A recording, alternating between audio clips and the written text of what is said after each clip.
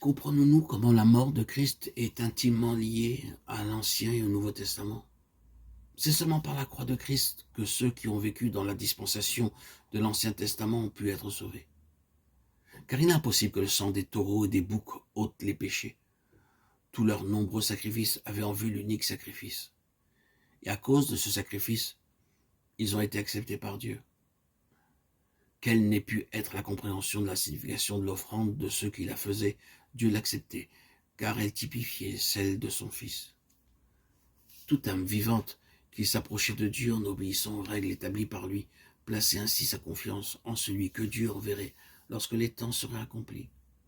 Car la foi véritable élève le croyant au-delà des choses visibles et temporelles pour accéder à celles qui sont invisibles et éternelles. Comment peuvent être sauvés ceux qui vivent aujourd'hui dans la dispensation du Nouveau Testament? Comment une mort survenue il y a presque 2000 ans peut-elle encore avoir des effets aujourd'hui? Comment nos péchés ont-ils pu être expiés par la mort de Christ alors que, n'étant pas encore nés, nous n'avions encore fait ni bien ni mal? Nous sommes sauvés par la foi, et il en est de même pour tous ceux qui ont vécu avant la mort expiatoire de Christ. La foi qui repose sur l'agneau de Dieu qui a réglé la question du péché. Il l'a fait une fois pour toutes en s'offrant lui-même.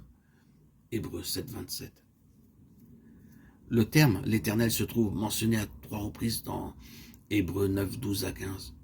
Une rédemption éternelle a été accomplie à cause de l'offrande de Christ par l'Esprit éternel, par laquelle nous recevons l'héritage éternel.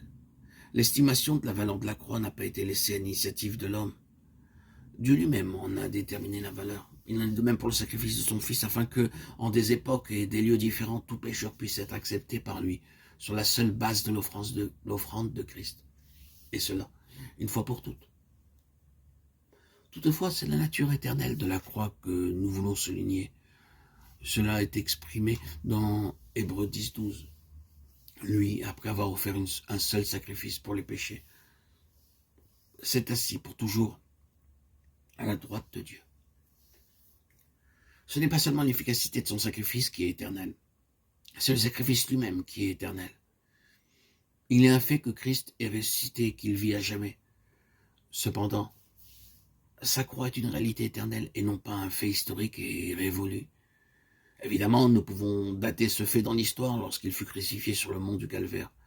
Mais sa mort n'est pas seulement un fait historique survenu dans le passé, car il est dit l'agneau qui a été immolé. Quand l'homme fut créé, Dieu connaissait déjà le prix du rachat en esprit, il en supportait déjà l'affliction. Les afflictions qu'il endura sur la terre à cause de la conduite de l'homme étaient la manifestation des souffrances qu'il connaissait déjà. Il n'y a pas de parole pour exprimer ce saint mystère. La croix était dans son cœur depuis toute éternité. Il aime l'homme d'un amour éternel. Et à travers les âges, il a souffert des peines indicibles. Parce que son amour est un amour éternel. Oh. Répondons dignement à un tel amour.